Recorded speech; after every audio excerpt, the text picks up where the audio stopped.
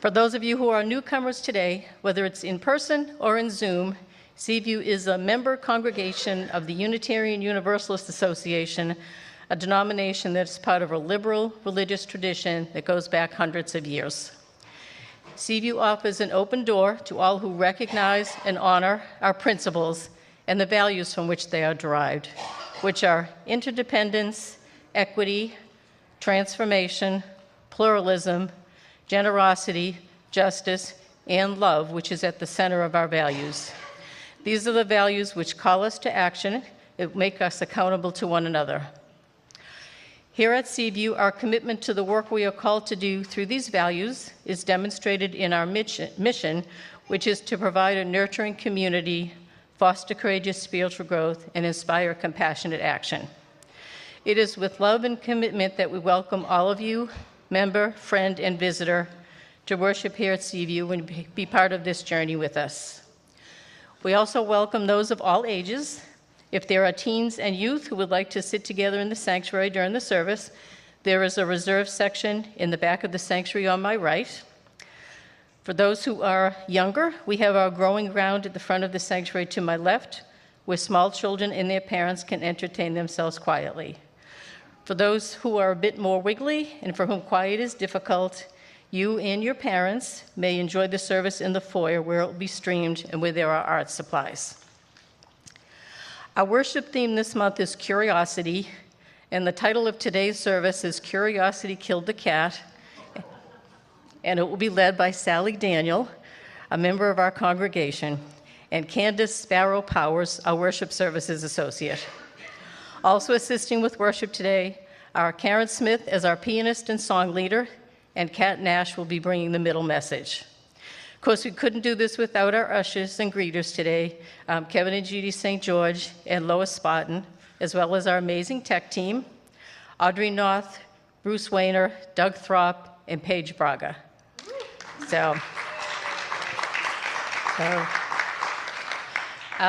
Next week, the title service is Do You Ever Not Want to Know? And it will be led by Reverend Viola Abbott.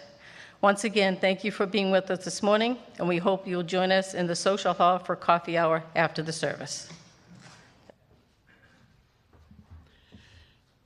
So I was really delighted when I heard Sally was doing a service on cat topic, because we had adopted 2 feral kittens last fall, brother and sister, and they're referenced in this.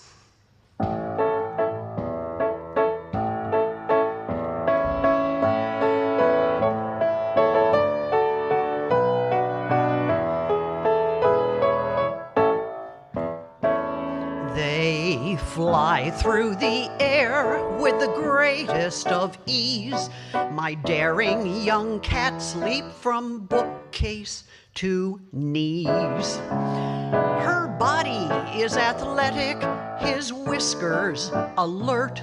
They have no comprehension that their claws might hurt. Last year 'twere 2 kittens, all fuzzy and sweet. We fed them good cat chow, and my, how they'd eat. Flight ambitions have expanded and now are quite grand. One is gauging a leap to the high ceiling fan. All boxes are canyons mysterious. Hop to enter and paw at the tags. Pops her head out and stares so imperious as he tackles a brown paper bag. Their high-flying antics I admire and adore. They stampede through the house, rarely touching the floor.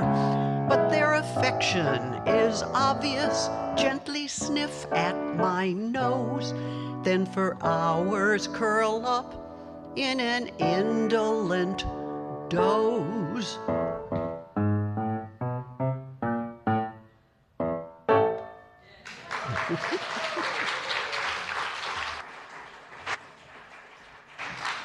That's awesome.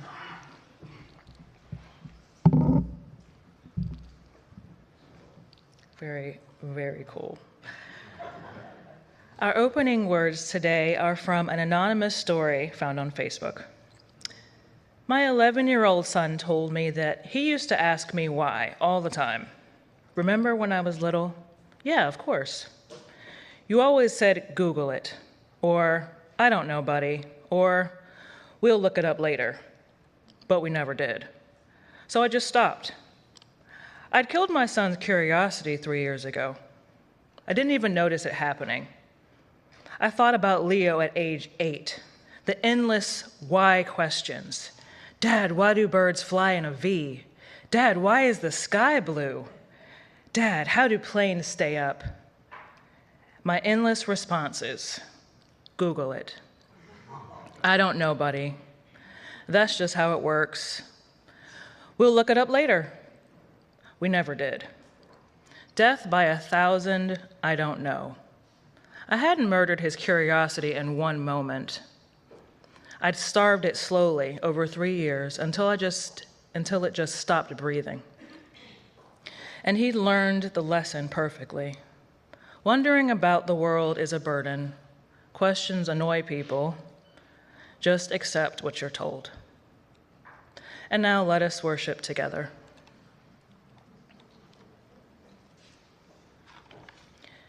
Unitarian Universalists worldwide begin their services by lighting a chalice. Today, our chalice will be lit by Addie.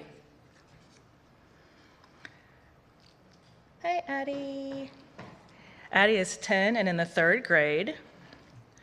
Hobbies include playing with her godbrothers, watching anime, and listening to K-pop Demon Hunters.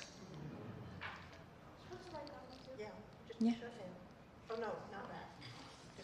Oh, no? Not that. Thank you. And as the chalice is lit, let us join in by saying these words. In the light of truth and in the warmth of love, we gather to seek, to sustain, and to share. And now, please rise, embody our spirit, and join us in singing our opening hymn, 1003, Where Do We Come From?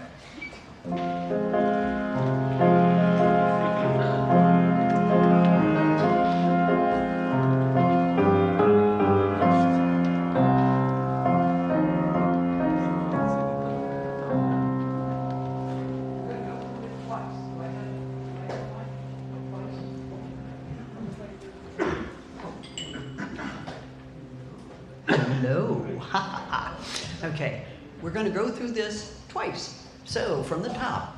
And where do we come from? What are we? Where are we going? Where do we come from? Mystery, mystery. Life is a middle and mystery. Where do we come from? Where are we going? Where do we come from? What are we? Where are we going? Where do we come from? Mystery, mystery. Life is a riddle and a mystery. Where do we come from? Where are we going?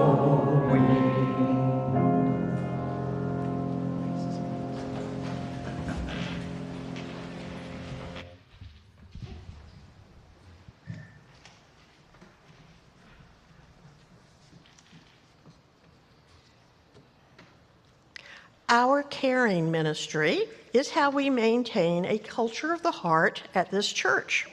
And it consists of pastoral associates. We have any here? Oh, look, yes, raised hands.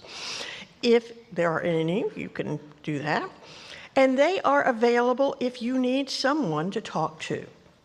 And we have a caring team who can provide short-term assistance to those in need. The screen behind me provides information on how to contact people in either of these groups. Our Book of Life, which is kept at the back of the sanctuary on my right, is meant for you to record personal milestones that you would like to share with the congregation.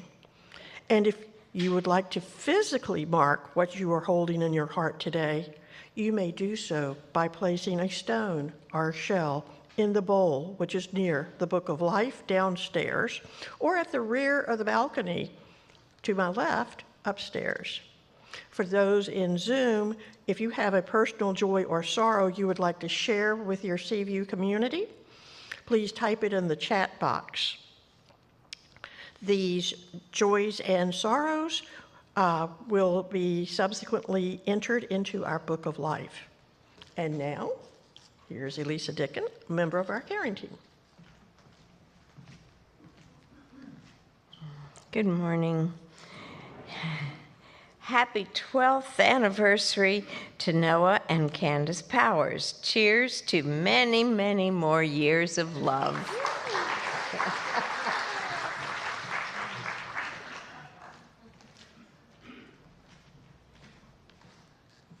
They're still newlyweds.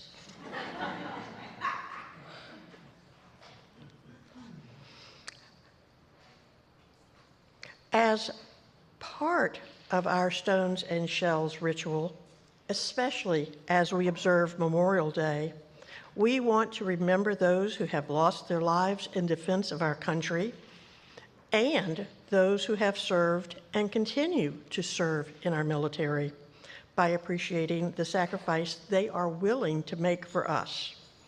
If you have served in the military or continue to serve, would you please stand? Yeah.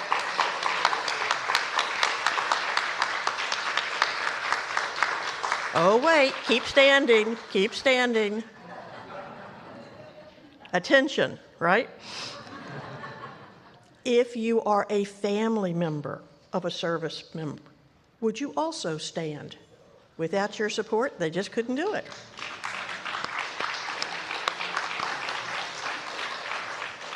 Wow. This is a military town, isn't it? Thank you, and thank you for your service. Let us all honor these folks by doing what we can so that they never have to be placed in harm's way. So I'm going to light a candle as a prayer for peace here at home and throughout the world.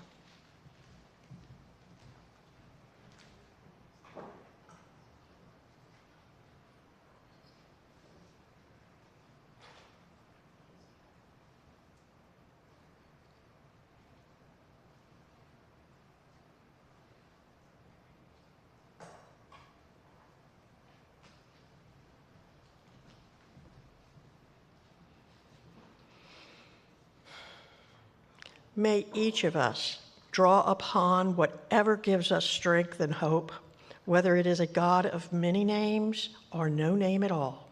That great force that courses throughout the universe, the divine spark within each of us, or this community that we love and value, as we hold in our hearts all that has been spoken into this space this morning, in person or online, and all that has not.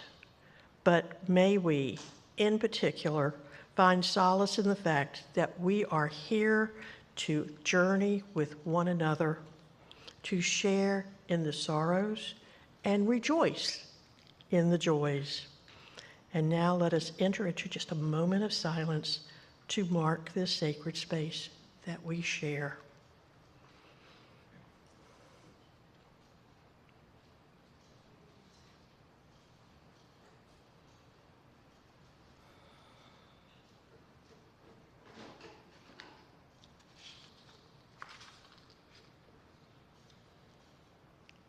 We will now close our silence and honor the different faith journeys we represent here in song.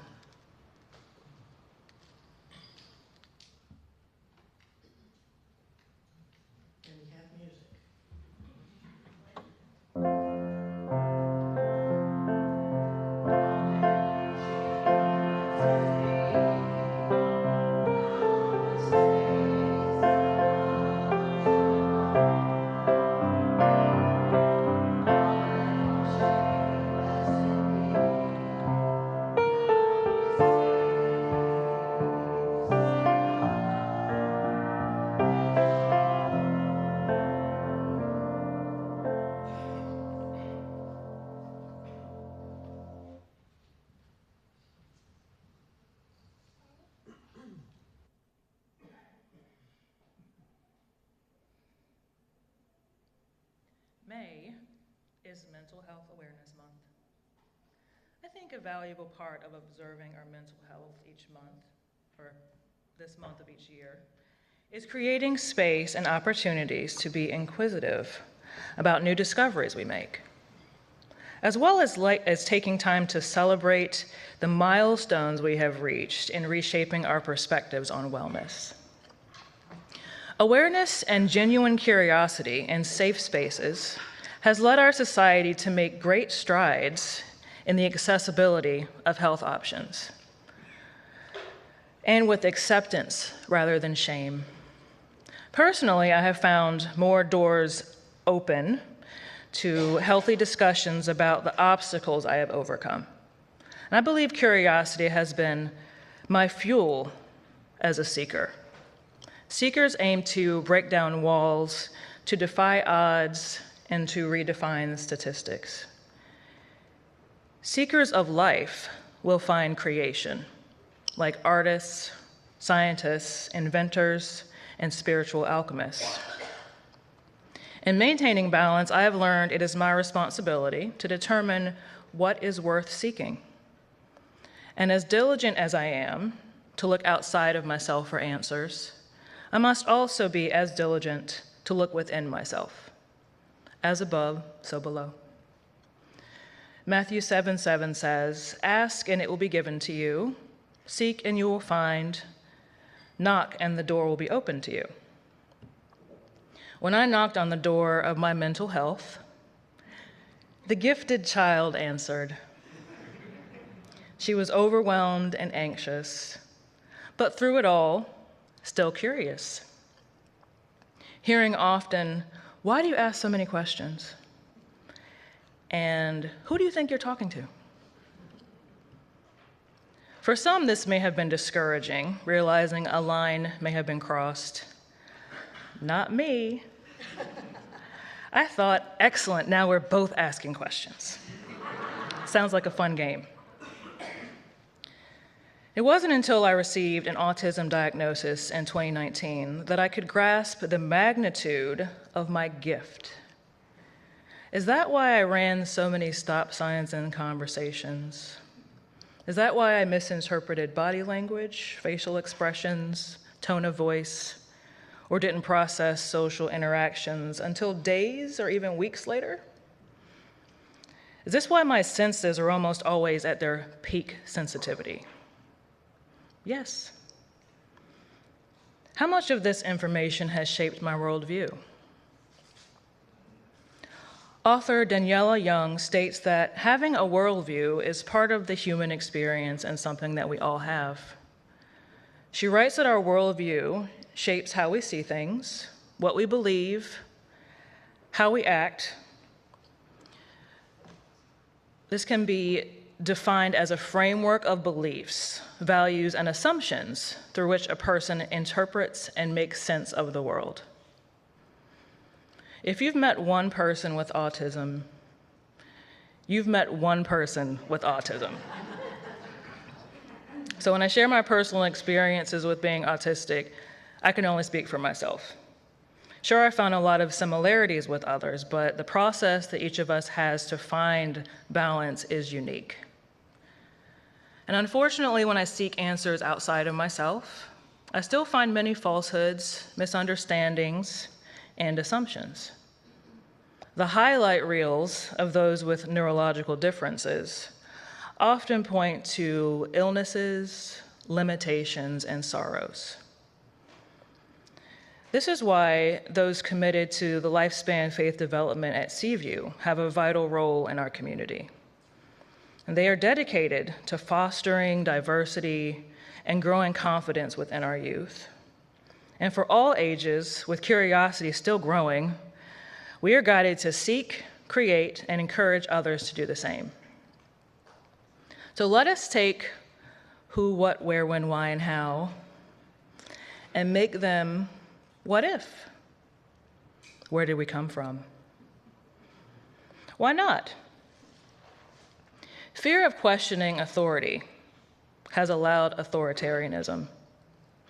We are giving our power over to those who, without regard for our community's wellness, shape our worldview, in case you're wondering how we got here. And to quote Daniela Young again, questioning is the only way to ensure a group's continuing integrity and our own autonomy within it. If a group cannot weather criticism, if it cannot engage in healthy debate, is it really a group you want to be a part of? There may be fear of answers we don't want to hear. There will be difficult lessons in timing, delivery, approach, and processing for questions. But there is growth and bravery in truth by simply preparing to receive it. So why not ask? Curiosity is how we can take our power back. So in this way, we are all gifted. And now, oh, thank you.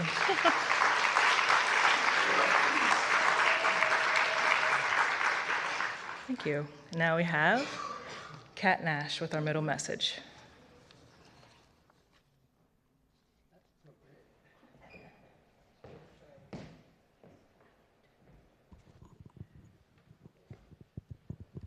All right, those young and young at heart, come on up to the CVUU middle message.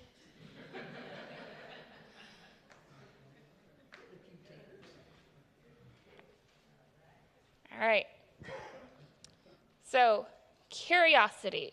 How many of us have heard the saying, curiosity killed the cat? Now, what if I told you that's not the full saying?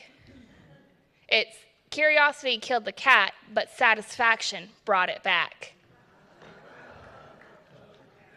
And leaning into that, can anyone tell me what curiosity means? Like to be interested in something and wanting to learn more about something. Anyone else want to put in?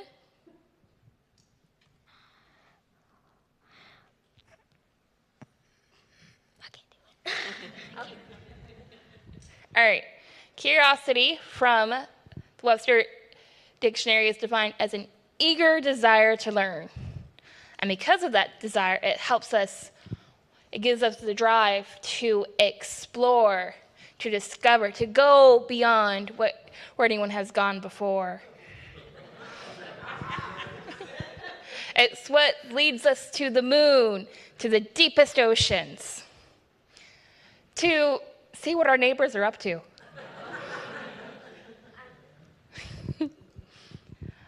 And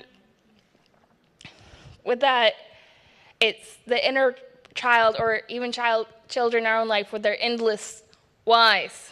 What's that? Why? How come they get to do it but I can't? And with that is the feeling of youth and wonder. And with that wonder, it can help us lead just to wonderful things. So, what was that? I'm going to pull this on you when we get home. Okay.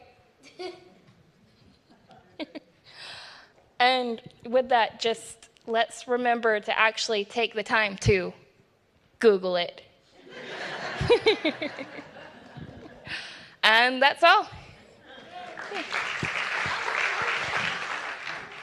I'll Google it. Thank you, Kat. Generosity is one of our Unitarian Universalist values, and now comes the time when we ask you to live out that value. I give because it strengthens our community, and I like to watch our opportunities expand. The ministry of this church not only consists of what we do within these walls, both real and virtual, but what we do that extends beyond these walls as well. So each month, we share 50% of the money collected during the Sunday offering that is not designated as a pledge payment with an organization in the community. The organization we are sharing with this month is Mercy Chefs, a faith-based disaster and humanitarian relief organization that provides professionally prepared restaurant-quality meals to victims, volunteers, and first responders during war, natural disasters, and other emergencies. You can find out more at mercychefs.com. Supporting programs such as this one is a way for us to live out our principles that honor the inherent worth and dignity of all people: justice, equity, and compassion in human relations. Giving our time, talent, and treasures to the organizations that matter to us is a spiritual practice for those of us who call ourselves Unitarian Universalists, and it's one we should not shy away from. More importantly, it is essential to our survival. Baskets will be coming around if you wish to make your gift in cash or check. There are additional directions for giving on the screen behind me. And as you set your intention for giving, we will listen to another musical selection. Your donations will be gratefully received. I apologize for these songs. Don't, they're awesome.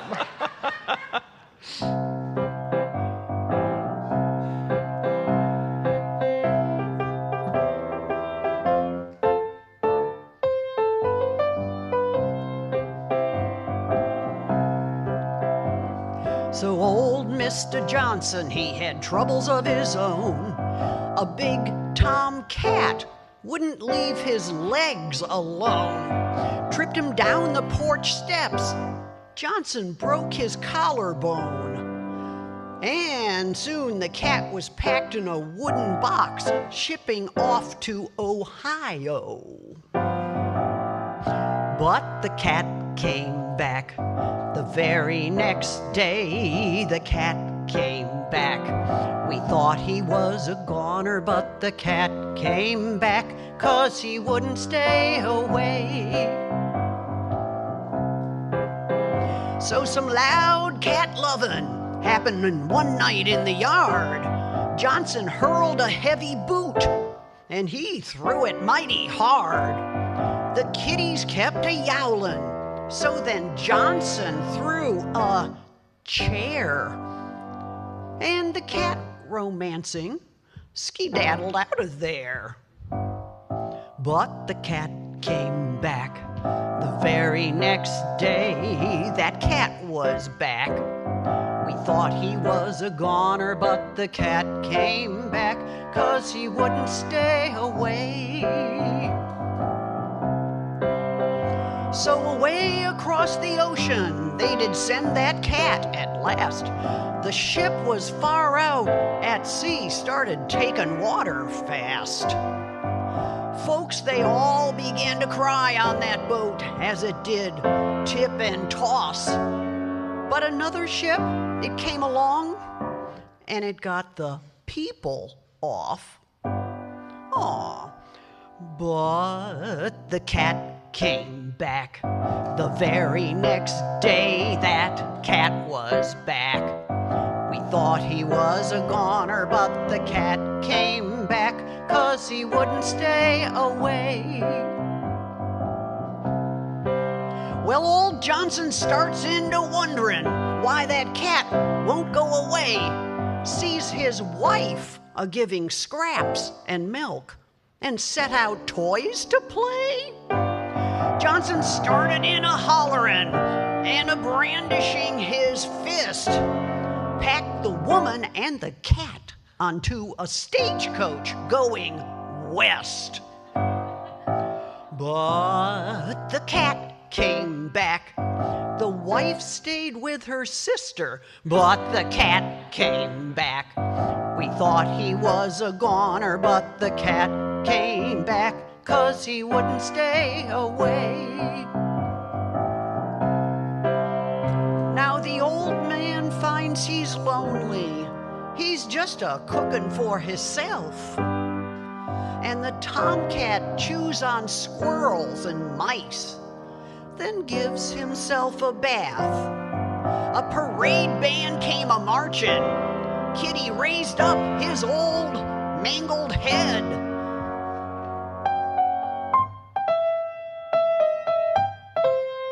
And when piccolos hit high C, that old cat rolled over dead. But But his ghost came back the very next day. Yeah, we thought that was it. But his ghost came back just to bid us all meow.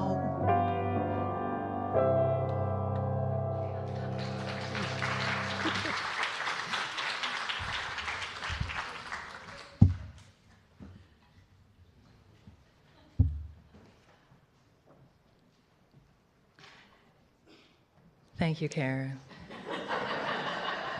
Thank you all for your generosity.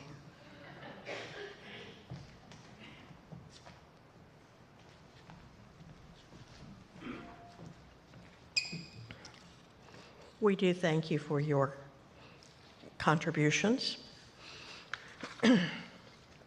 And what else can we say to Karen? For those of you who saw the title and thought this was all going to be a catty kind of, I apologize. I also sort of apologize because if you see here in the front, I had visitors this weekend.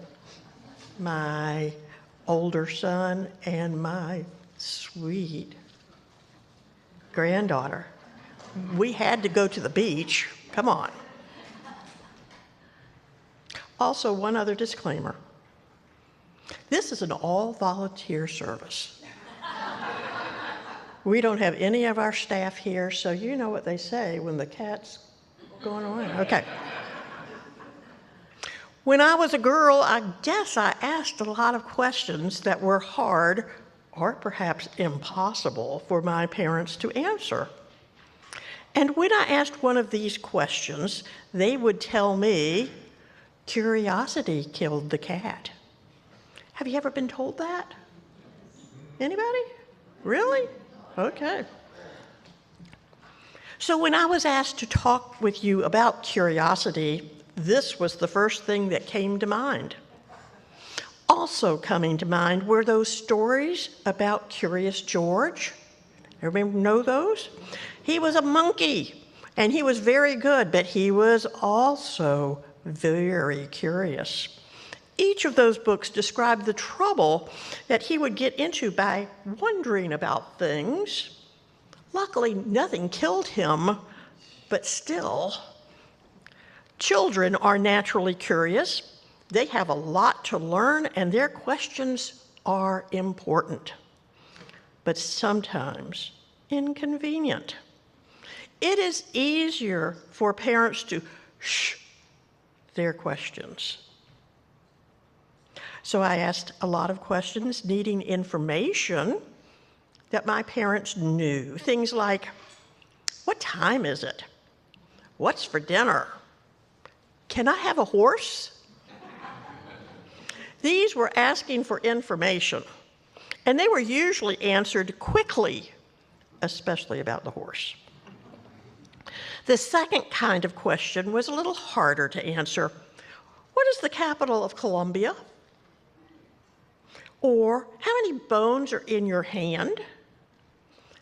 This kind of question was answered with, go to the encyclopedia. Do you remember those? And look it up. These kind of questions, too, had factual answers that I wanted to know. Now, I guess that Google is the default answer now, but I still prefer to have to figure it out.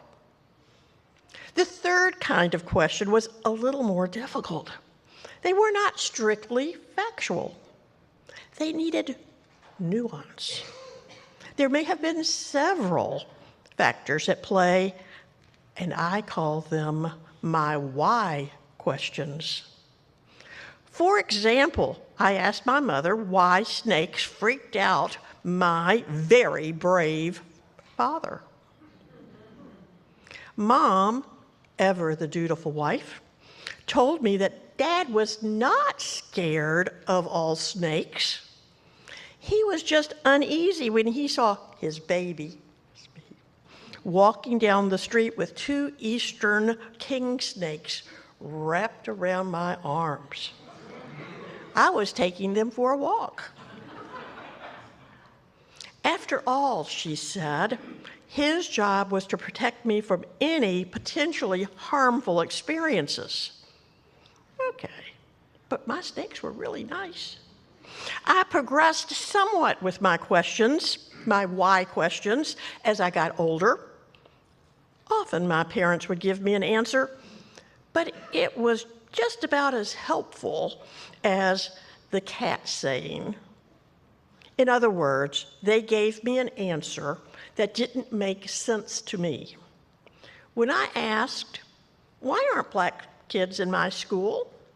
My parents' answer reflected the mores of the mid-20th century South.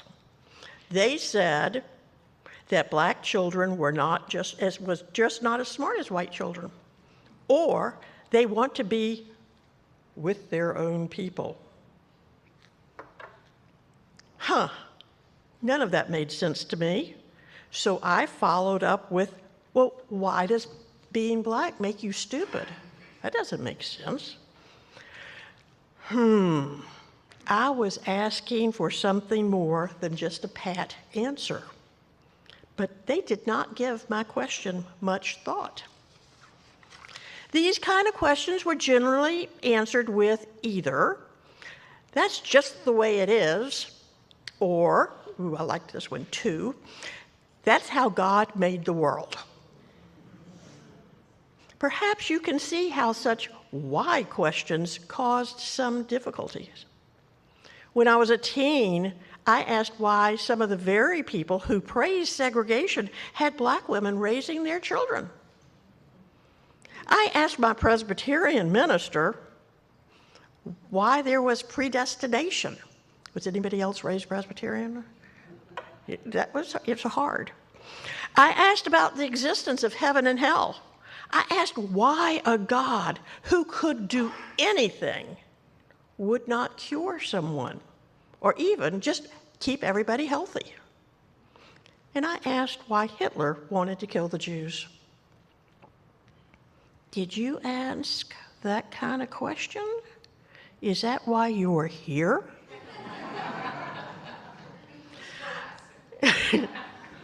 I guess the good news is that I didn't always think that the answers they gave were right, even though I might not have had an alternative answer. I think what I was looking for was a way to feel comfortable with curiosity. Was that just weird? Okay, yeah. Or were there others who liked these gray areas? I wanted others to wonder about these things with me. And luckily, I found some wondering compatriots. Wondering together became my favorite activity. I think I was born in a good time to be such a wonderer. Desegregation happened in my city of Savannah, Georgia, when I was in high school. All of a sudden, my all-white school's population was about 50% black. Through this experience, I learned that the color of skin really did not correlate with intelligence. But the inequities based on race angered me, since I now knew some of the people whose injustice was brought to their. I grew up seeing the war in Vietnam on TV every night, and I went to school with boys who would soon be drafted. These were times that called for wondering.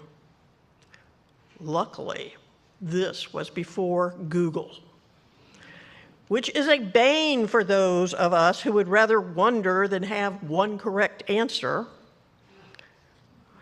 When I was a psychology student, I learned many facts, but I also learned that there are many more things about us that we really don't have good answers for. Those were the lessons that I loved. And much to my accountant father's chagrin, I also majored in philosophy.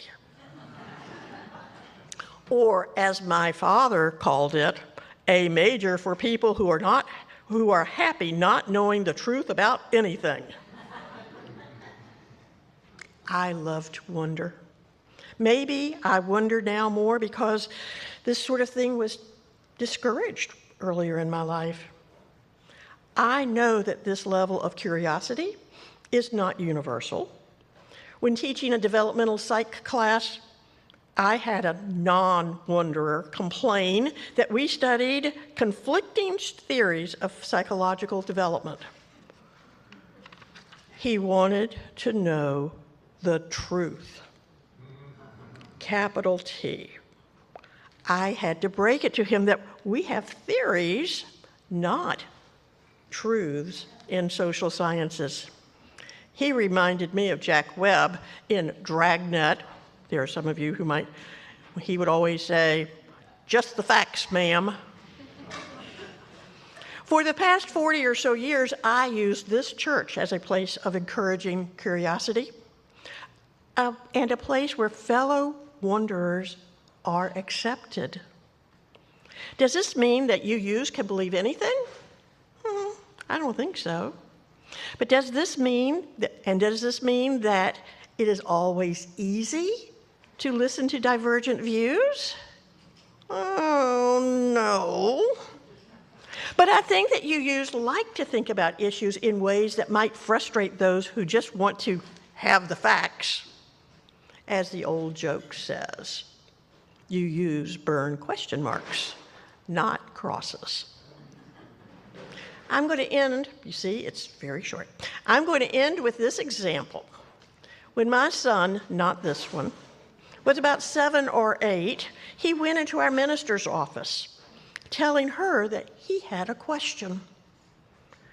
She put down what she was working on and gave him her full attention. Already, she had won in my book. Then he asked, out of the blue, "Where do you go after you die?" She could have given him a quick answer, "Yeah, I don't know." But she thought for a minute, and then she said the following. You know, I don't think that anybody really knows what happens after you die, but that's okay. I think what's important is that this very big change is a lot like being born. Babies who have been in a warm, dark place for 9 months, all of a sudden are forced into this loud, cold, bright place. You were probably scared.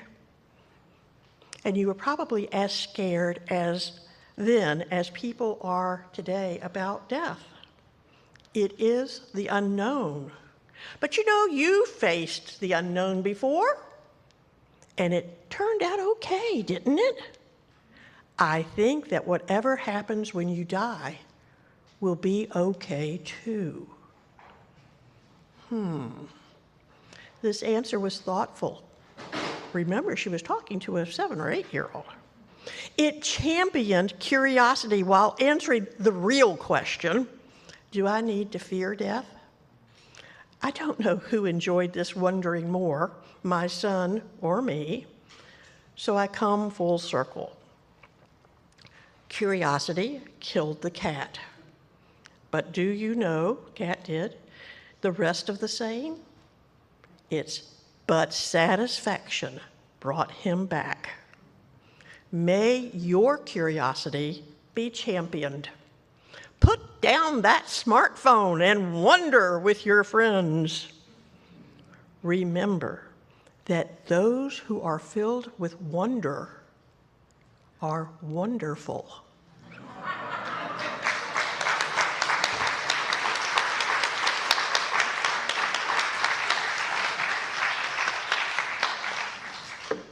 You just liked to be called wonderful, didn't you? Yeah. And now, if you would rise in body or spirit, we will sing number 338, I Seek the Spirit of a Child, verses 2 and 3. I'm going to play the tune first. Okay. So.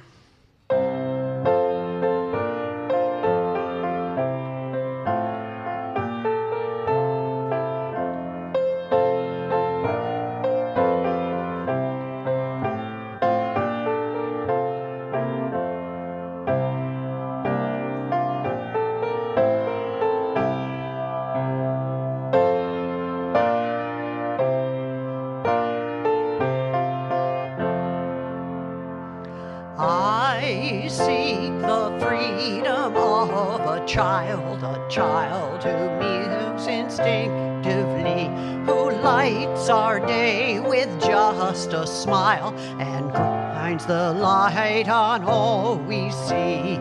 Children are real beyond all fears. May I see hope's a gift to our tears.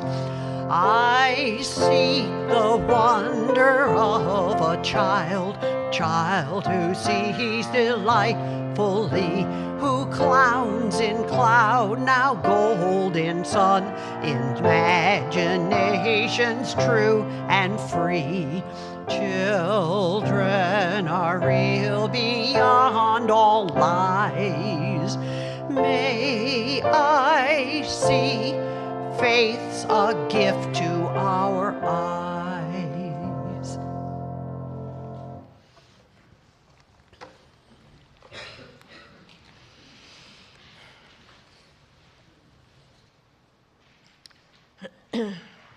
For our benediction, as we leave here today, I hope that you will honor your curiosity.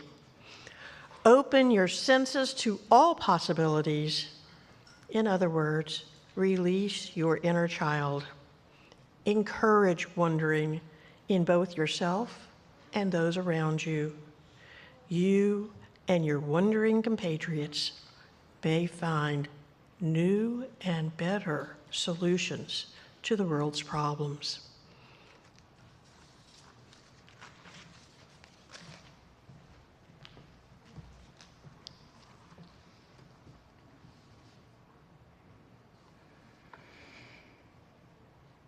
Let us speak these next words together, which are an adaptation taken from the poem Beyond Our Wildest Dreams by Roseanne S. But before we do, take a moment to look at the person on either side of you, the person in front of you, and the person behind you, and imagine you are speaking these words to them. I put my faith in you, and together we can do what we could never do alone. And as our worship, thank you. And as our worship comes to an end, please join me in saying the words for extinguishing the chalice. Thank you, Addie, which will be shown on the screen. We extinguish these flames, but not the light of truth, the warmth of community, or the fire of commitment. These we carry in our hearts until we are together again. Thank you.